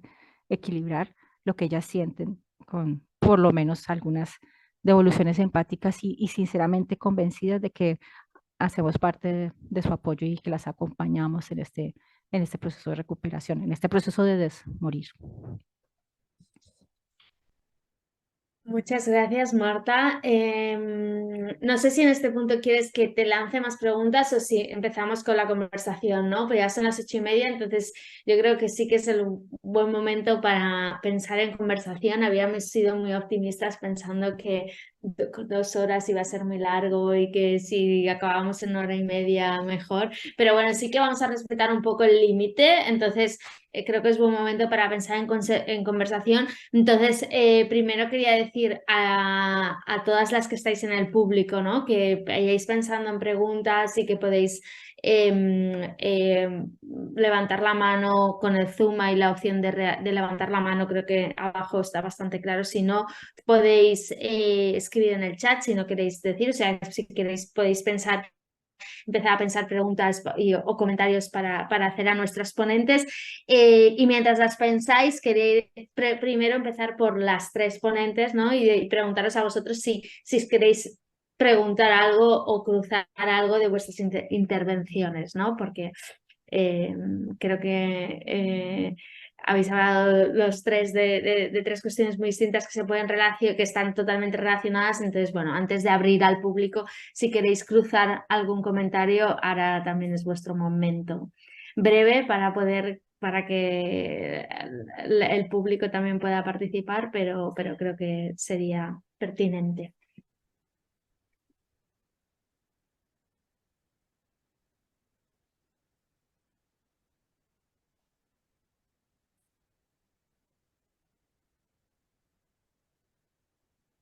¿No? Nada, Sí. yo es que creo que es mejor si la gente empieza, que nosotros ya Ok. hemos ocupado mucho.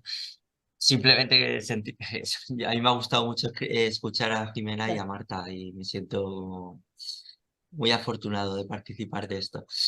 Han dicho cosas muy, muy importantes, yo creo. Em, pero lo dicho, prefiero que la gente se anime y que pensemos juntas, que siempre es mejor.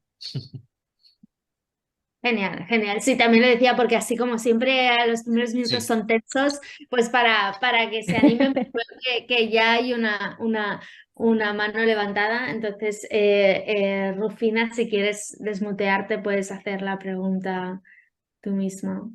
Yo quería preguntar a Paco, si es ético preguntarse por un tratamiento para una persona que tiene una enfermedad mental. Es decir, si la persona con enfermedad mental ya está limitada o condicionada por la enfermedad para decidir sobre sí misma, aunque esa persona sea muy productiva en arte y todo eso nos guste mucho, pero es ético. No sé, es que hemos hablado de muchas cosas, de relaciones de poder, ¿no?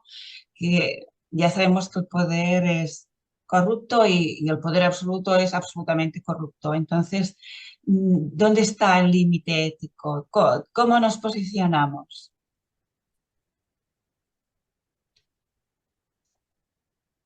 Bueno, a ver, es una pregunta interesante. A ver, yo creo que así, porque creo que es un tema muy largo, yo lo resumiría diciendo que, bueno, hay dos grandes, creo que en la balanza tú estás poniendo, y si no es así, interrúmpeme y me lo dices, pero quiero entender que estás poniendo en la balanza el principio de autonomía, ¿no? En el cual una persona puede tomar decisiones acerca de su cuerpo, de su proceso y de su estar en el mundo, frente a un principio de justicia en el que esa persona puede hacer daño a los demás. No sé si vas por ahí o nos centramos en el principio de autonomía, o quieres decir que una persona que ha sido diagnosticada un trastorno mental grave no puede ejercer un principio de autonomía porque no está en sus facultades. No sé si Creo vas que por ahí. sí, sí, sí. Yo creo que ¿Eso? sí, creo que una persona que tiene una enfermedad mental está limitada para cuidarse a sí misma. Vale, No para hacer daño a los demás, que esto depende de otras cosas, vale. pero sí, para cuidarse a sí misma sería. Vale, es que en los dos supuestos que he hecho, pero vale, hay grandes mitos, ¿no? Eh, a ver, yo trabajo en un centro psiquiátrico donde hay personas que llevan décadas institucionalizadas, ¿no? No todas las personas que están en el centro donde yo trabajo son así, sino que hay otras, hay unidades de media estancia que están simplemente unos meses, pero hay un pabellón que es el manicomio de toda la vida. Personas que llevan 20, 30 años institucionalizadas con una que han recibido mucha medicación, mucha institucionalización y que están muy degradadas, ¿no? Me voy a este supuesto porque es un supuesto extremo, ¿no?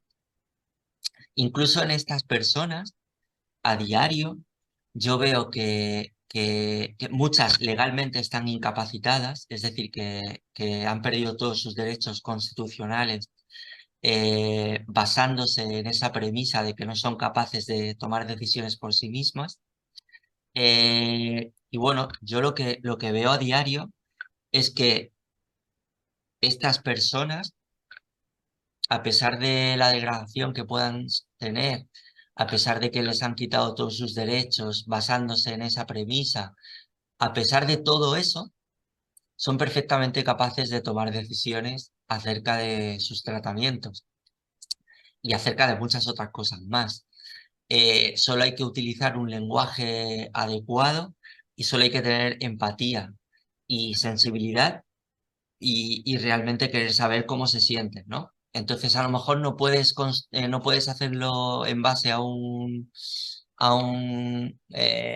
imperialismo del lenguaje, pero sí que puedes hacerlo en base a preguntas sencillas de "Es- esto te duele, esto no te gusta, eh, esto que sientes te da miedo, esto que sientes sí te gusta, esto sí te pone contento". Y de verdad que solo creo que hay situaciones de crisis vital profunda que implican ingresos hospitalarios en unidades de agudos, ¿no? Por motivos psiquiátricos, y ahí sí que puede haber momentos momentáneos en las que esa persona está muy confusa, está con mucha angustia vital y ahí puede resultar difícil la toma de decisiones, pero hay herramientas como por ejemplo las voluntades anticipadas, el documento de voluntades anticipadas, que pueden como limitar mucho de esas situaciones. No sé si me explico. O sea, en realidad lo que quiero decir es que ese supuesto al que tú te refieres está mucho menos extendido de lo que parece. O sea, como que es un mito que actúa y que desactiva muchos procesos de éticos, de conservación del principio de la autonomía de la persona. en muchísimas ocasiones y que eso no está justificado. Muchas gracias. De hecho, yo creo que tu respuesta ratifica el hecho de que hay que tener una apertura de mente, ¿no? Como ya se tuvo en el siglo pasado, a finales, porque se abrieron los psiquiátricos y casi se prohibió tener salas de crónicos. Yo recuerdo esto, ¿eh? Porque era una cosa demencial para los de fuera, es decir, era muy antiético. Entonces, entiendo que ahora hay otra fase de esa apertura, ¿no? Que es buscar la autonomía, prevenir que se pierda esa autonomía, etcétera. Y está muy bien, está muy bien. Yo creo que como cosa ética va a ser difícil, pero está muy bien que se vea así. Muchas gracias. A ti, gracias a ti por la pregunta y por la reflexión. Muchas gracias. Ahora hay una palabra de una mano subida de Ana Sofía Orozco, o sea, si quieres también hablar, puedes mutear. Ok, hola, ¿cómo están todos? ¿Todo bien? Ok, bueno, mi pregunta tenía una pregunta para Jimena y también para Paco. Para Jimena, quería preguntarte con respecto al libro, ¿verdad? De Anne Boyer y lo que mencionaba sobre los espacios colectivos de cuidado, inclusive con el sistema sanitario que menciona Anne Boyer, de que pues los permisos inclusive para el acompañamiento de citas son solamente para las parejas o para los hijos, que la mastectomía, que ella inclusive lo recalca tanto, ¿verdad? Que es un proceso ambulatorio, que tienen que volver a trabajar en 10 días, que están en el pabellón, ¿verdad? El nacimiento del pabellón, donde no hay camas y donde inclusive ellos están sintiendo dolor y los mismos enfermeros les dicen que no tienen por qué sentir dolor, ¿verdad? No sé si echaste un poquito en falta de que ella sí no menciona esas aperturas a esos espacios colectivos, ¿verdad? Nada más ahí lo que menciona el libro es que no, bueno, algunos se acuerparon y dijeron, no, realmente estamos sintiendo dolor. Entonces, va en ese sentido más que mencionabas estos espacios de cuidados entre mujeres y como el sea de mama, pues obviamente es característico en la parte femenina. Quería ver un poquito tu reflexión al respecto. Hola, Sofía, qué gusto escucharte. Sí, mm,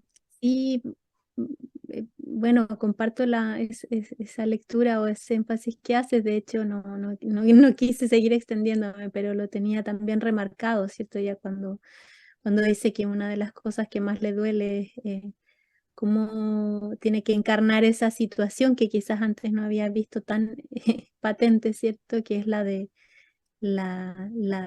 ser cuidadora a doble o triple jornada, de ser cuidadora de madre soltera, ¿no? De ser cuidadora de sus estudiantes, porque de alguna manera también lo plantea así, como profesora, como el rol de maestra. También en alguna medida implica un espacio de cuidado muy importante, y que cuando a ella le toca enfermar no tiene quien la cuide, y que si deja de trabajar, obviamente en un país como Estados Unidos y como muchos otros donde no hay derecho a la salud y a la vida, no tienes para pagar un seguro médico. Y quién cuida a su hija, y en fin, bueno, y en algún momento apela a su red de amistades, pero también esa ambivalencia, me imagino, propia de lo difícil de ese proceso de querer o no estar en compañía, sintiéndose eh, en ese nivel, ¿no? Lo he pensado muy desde un fuero como más local, personal. Este año una estudiante quiso hacer su tesis con mujeres con cáncer de mama, y hay algunos, aparece, es justamente una investigación cualitativa que no compartí porque me hubiera gustado que fuese ella quien lo pueda hacer, pero y justamente yo veía algunas narrativas que que claro, uno dice, esto puede ir, así como tan brillantemente lo explicaba recién Marta, esto podría ir por las tramas, ¿cierto?, que tienen que ver con las violencias de género, con la falta de la remuneración de un trabajo de cuidado, o como bien dices tú, con la falta de redes, de espacios de cuidado mutuo. Em, pero y por supuesto me estoy basando en ese que es un estudio muy pequeñito, pero siento que todavía prima mucho el lenguaje biomédico, la institucionalización de los cuidados, que también tendría que mejorar, por supuesto, muchísimo, rehumanizarse, todo eso también, pero como que ese mundo que hay allá, que como trataba de explicarle, yo descubrí que si no hay revuelta social en mi país, yo tampoco lo descubro, y persisto en ese discurso que termina siendo violento para quienes no pueden acceder también, porque hay hay realidades, hay quienes no pueden acceder incluso a esa miseria de atención que más que atiende, desatiende, usando ahí también otro concepto de un profesor mexicano. Em, eh, y entonces nos hace falta abrir más estos espacios. Una colega muy querida participó de ese trabajo y ahí en conversaciones decía, yo ahora estoy bien, bueno, su madre falleció de cáncer de mama, pero me decía, yo ahora estoy bien y veo tus fotos, estoy comentando así algo, una incidencia, y digo, yo quiero esos espacios porque yo no los tuve cuando tuve otro tipo de apoyos y está muy patente la relevancia que tiene el apoyo familiar, las amistades, esas tramas también son vitales en un momento así, me imagino. Pero decía, todo el tema de recuperar los oficios, de buscar en el arte una manera de expresar, eh, ya lo dije, ¿no? Pero claro, no están a disposición. Aquí ha llegado con fuerza el tema de los activos para la salud, que yo aprendí con Paco, que fue una cuestión que me encantó, pero que también debo decir, claro, están haciendo georreferenciación, hay un trabajo ahí desde la innovación tecnológica muy fuerte, pero también de seguir concibiendo ese modelo asistencialista y mal que mal los activos siguen siendo un concepto súper desde la economía, súper desde la gestión empresarial, entonces de que alguien gestiona, que usted puede ir aquí o acá o que a lo mejor le podría interesar esto. Pero no me parece que sean verdaderos espacios comunitarios como los que nos encontramos cuando desde la diferencia, desde nuestras historias, desde nuestros dolores, desde nuestras demandas por la transformación social, genuinamente buscamos. Me voy a quedar ahí porque siempre me alargo, pero claro, no es una respuesta, más bien es una pregunta de qué tendríamos que hacer para ir hacia a esa forma de construir esos espacios de cuidado colectivo. Probablemente las organizaciones de base territorial lo tienen clarísimo y quienes no lo tenemos claro somos los profesionales sanitarios que todavía creemos que somos el primer nivel de atención cuando no lo somos, cuando son realmente las familias y las comunidades.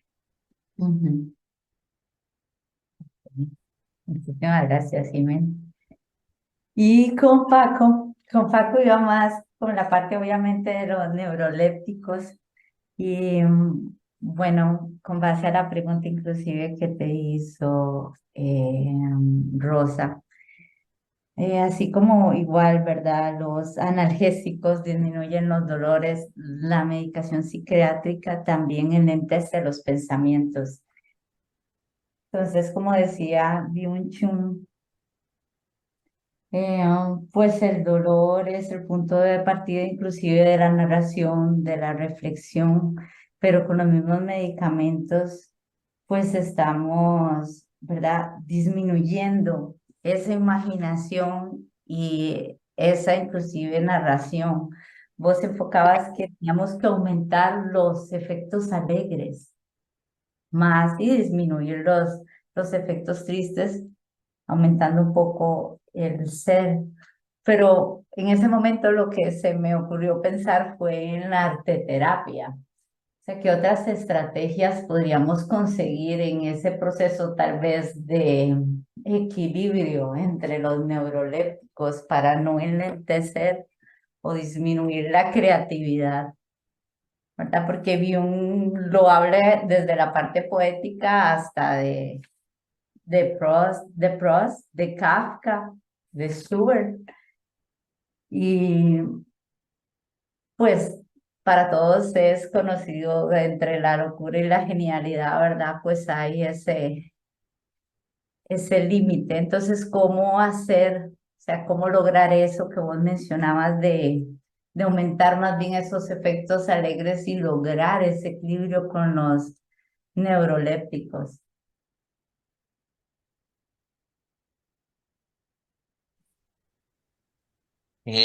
Sofía, gracias por la reflexión y por tu presencia. Eh, sí, efectivamente, es lo que tú has dicho. Yo en este punto, claro, esto ya es una opinión, yo creo que un neuroléptico o un sedante, una benzodiazepina, un hipnótico, pueden tener un sentido puntual cuando hay mucho nivel de angustia, cuando hay una crisis vital profunda y esa persona no puede albergar esa angustia o ese sufrimiento intenso, ¿no? Yo creo que ahí pueden cumplir un rol, eh, pero creo que lo que no puedo compartir es el mito de la teoría de la especificidad de los trastornos mentales, de los desequilibrios bioquímicos, que todo es un constructo en torno a la medicación como mercancía y que el único sentido que tiene es cronificar y prolongar esos tratamientos. Eh, el arte y las poéticas, y tú decías la arte terapia, tienen todo el sentido. O sea, yo creo que son el arte, igual que el diálogo, igual que es lo que decía Jimena, de que esto les pertenece a las comunidades, son saberes ancestrales, son recursos ancestrales. El ser humano siempre ha tirado del arte, de la imaginación, de la narración, de los relatos orales, de la mitología, para sostener sus vidas. Y esto es lo que no podemos, digamos, expropiar, ¿no? Sino que tenemos que intentar conservar esos nichos de sentido.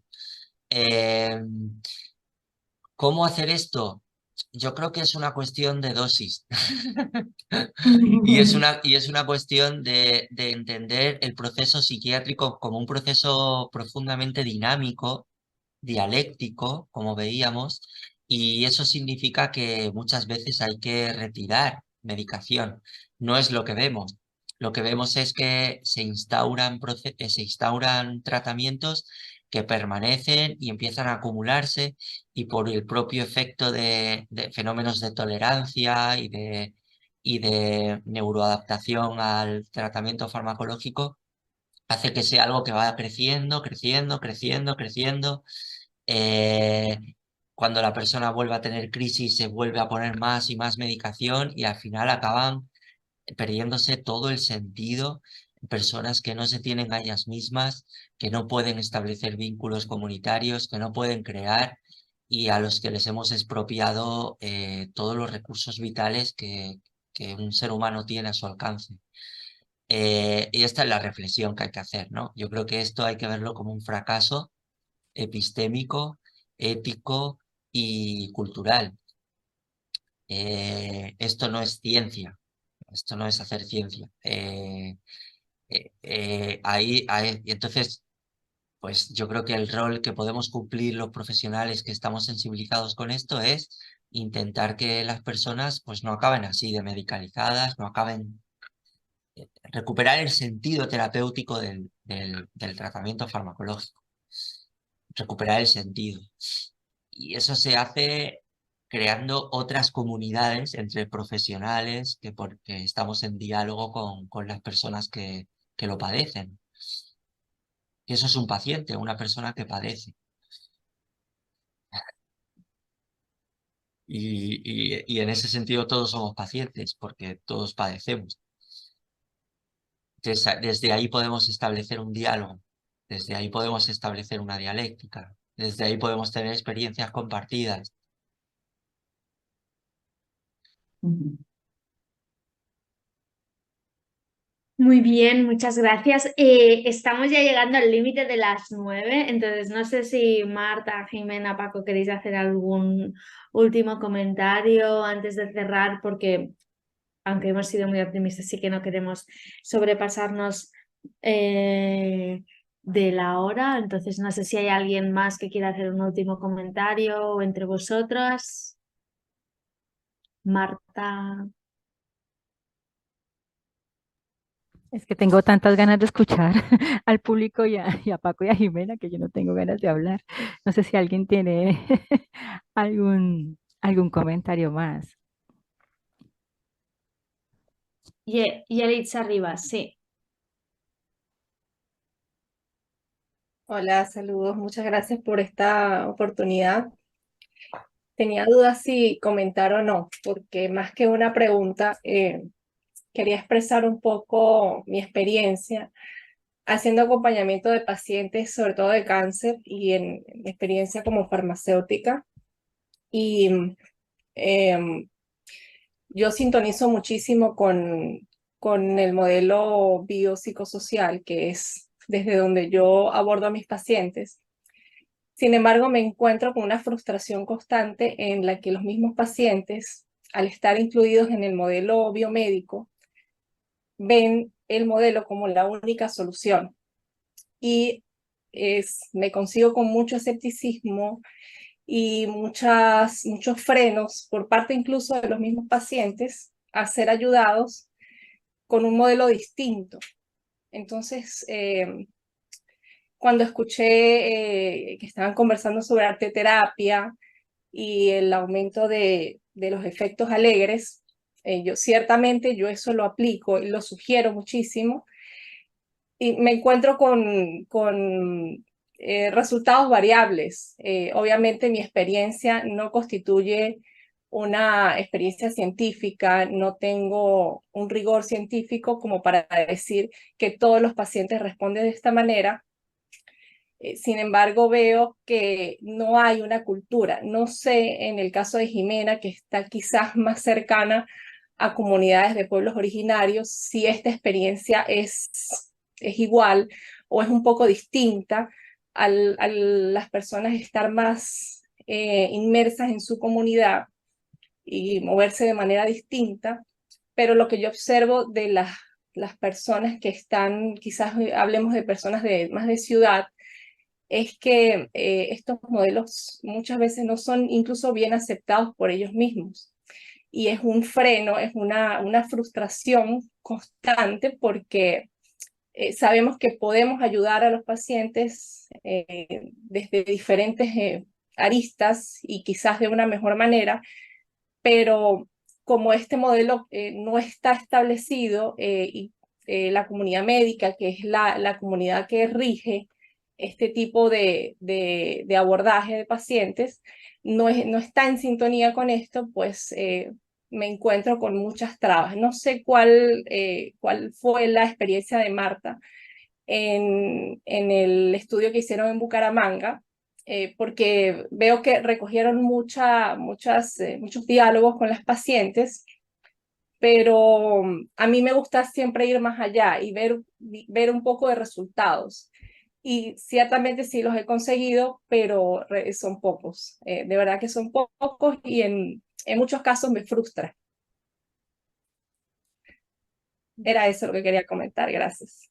Muchas gracias, Yelitza. Yo creo que le has dado paso a Marta y yo creo que Marta te toca hablar y cerrar y a partir de lo que te dice Yelitza yo creo que puedes concluir bien y ya cerramos el conversatorio.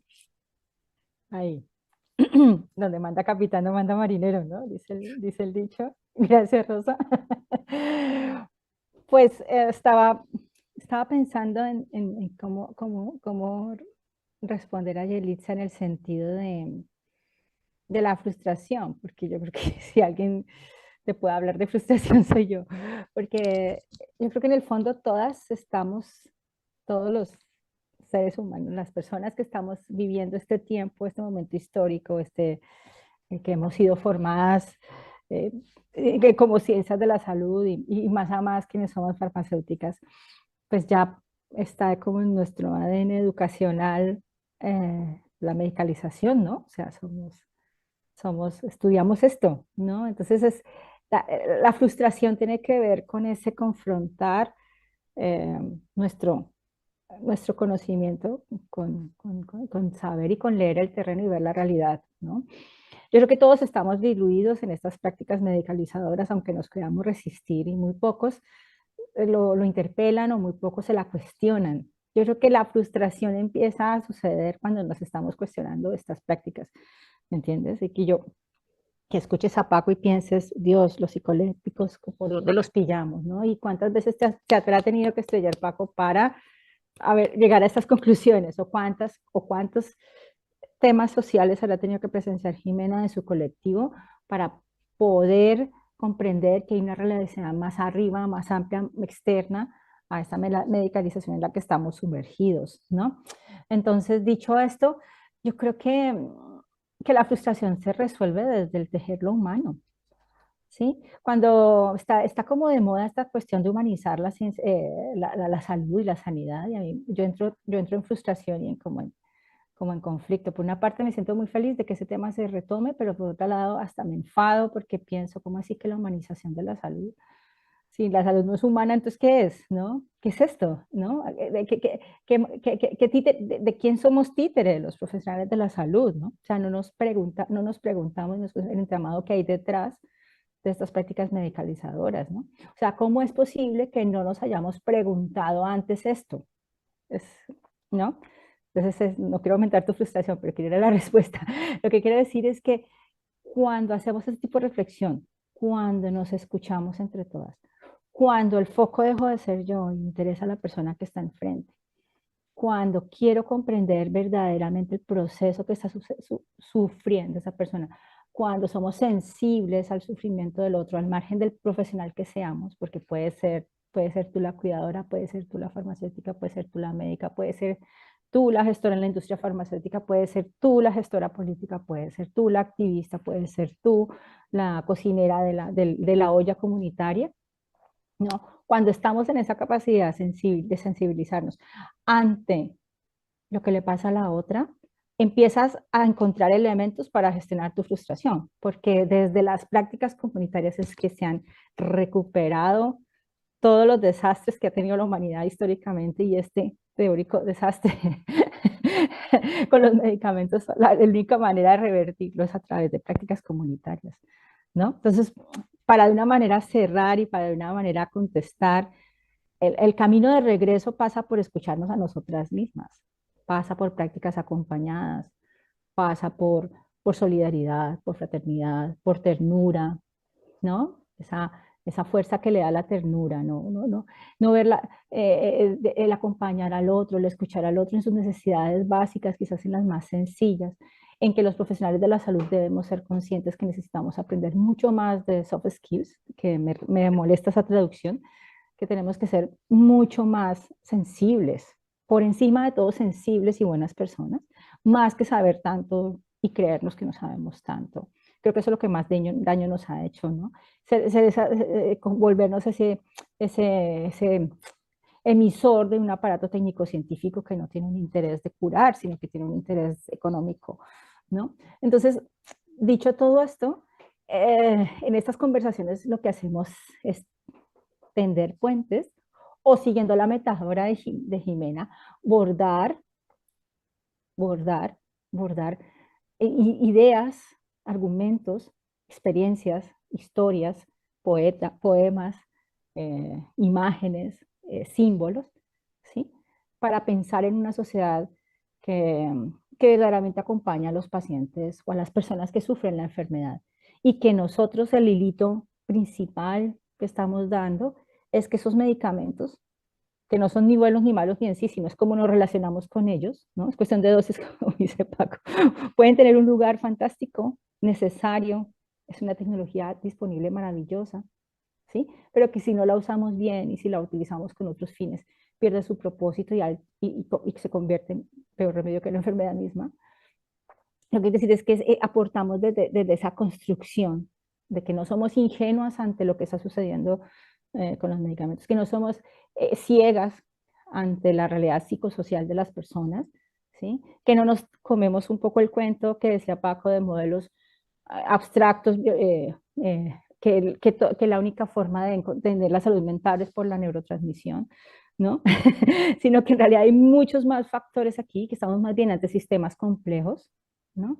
Y que los sistemas complejos y las realidades complejas se tienen que entender con una vista mucho más amplia. Entonces, hablar entre nosotras, conversar con sociólogas, con antropólogas, con médicas, con otros profesionales sensibles, con personas de diferentes latitudes, con diferentes realidades, con diferentes experiencias, con profesionales que han enfermado, que ese es otro tema, las profesionales que hemos enfermado, ¿qué tenemos que decir? ¿No? ¿Qué tenemos que decirles a nuestras compañeras qué tendríamos que decir las que hemos enfermado de cáncer? ¿Qué tenemos que decir las que hemos enfermado mentalmente, las que hemos sufrido mentalmente? ¿Qué tenemos que decir las que hemos sentido dolor a otras profesionales, a otras mujeres, a otras profesiones acerca de nosotros y que nos escuchemos y entremos a dialogar? Este pensar en conversación, que quizás es el cierre, pero quizás es la apertura, es justamente crear estos espacios para cuestionarnos a nosotras mismas, pero para tejer ese paisaje como el que nos mostraba Jimena tan bello. Cada una pone su trozo y cada una contribuye con un color, con una forma, con un tejido, para crear un landscape, un panorama, un paisaje diferente, y eso solo se construye desde la conversación, desde la escucha. Entonces, cualquier práctica biopsicosocial pasa por escuchar a las personas que están allí, y ese es el primer paso y quizás la forma de frustrarse como profesional es justamente conversar y escuchar con las personas que nos tienen algo que decir, más que querer decir o querer ordenar. Tiene que ver con más apertura y más sentido de sufrimiento compartido, y ayudar a equilibrar los pesos y estar por los demás más que por nosotros mismos. Genial, gracias Marta, gracias por esta genial intervención que cierra, ¿no? Y como dice Jimena en el chat, que conecta, ¿no? Todo, que saber conectarnos y hacer este enlace, y por eso hace este genial enlace en la asociación con el mundo biomédico y montamos estas actividades. Pensábamos que 2 horas era muy largo, pero se nos ha quedado corto, como no, Marta. Me acuerdo, me decías ayer, no, a las 8:30 terminamos. Bueno, ya se nos han pasado las 9, pero bueno, eso también es éxito, y también muy contenta de que estáis muchas conectadas hasta el final. Bueno, primero, antes de cerrar y meterme en las cuestiones técnicas, os agradezco de nuevo a Paco, Jimena y Marta Milena participar en este conversatorio, ¿no? Porque sin vosotros no hubiese habido esta conversación, y obviamente a todas las que os habéis conectado. Os recuerdo que hemos grabado esta sesión. Acabaremos de concretar exactamente, ¿no?, cómo se sube, dónde lo subimos y tal, y os informaremos, porque como ha dicho Marta, todo lo que se ha comentado vale la pena volverlo a escuchar, e incluso si conocéis a alguien que se ha quedado con las ganas, o hay quien se ha conectado más tarde y me ha escrito por el chat que si puede recuperar la primera parte, esto también servirá. Y luego también animaros a que nos sigáis en redes, a la Asociación de Antropologías, y también a nuestros ponentes. También si escribimos o si escribís algo aparte del conversatorio, así también podéis estar pendientes. Y nada, y sobre todo antes de cerrar, agradecerle al ICA, al Instituto Català de Antropología, que organiza esta semana de antropología, que nos obliga dentro de nuestras agendas ocupadas a pensar en una actividad como la de hoy, en esta semana. He puesto en el chat el link al programa, al resto de actividades que se hacen. Para los que no estáis en Barcelona, hay muchas actividades híbridas online como la de hoy. Y para los que estáis en Barcelona, os recuerdo que además mañana a las 10 de la mañana hay una ruta que nuestros compañeros de la asociación harán en el cementerio, y que todavía estáis a tiempo de... Ah, mira, Marta siempre lo tiene todo. Aquí tenéis el cartel de la ruta que se hará mañana en Cementiris de Barcelona para los que estáis por aquí. Y si no podéis mañana, también os animo a que nos sigáis en redes, porque nuestros compañeros están haciendo muchas rutas y de diferentes temáticas, y que podéis buscarlo en las redes. Entonces, pues nada, gracias de nuevo a todos y todas, y nos vemos pronto en nuevas actividades, y seguramente que, como siempre, con Marta nos da luego el subidón después de esta actividad y pensamos en más. Y por eso es el tercer conversatorio y no creo que sea el último. Y nada, pues lo dicho, buenas noches y buenas tardes a los que estáis en otro sitio, y estamos en contacto.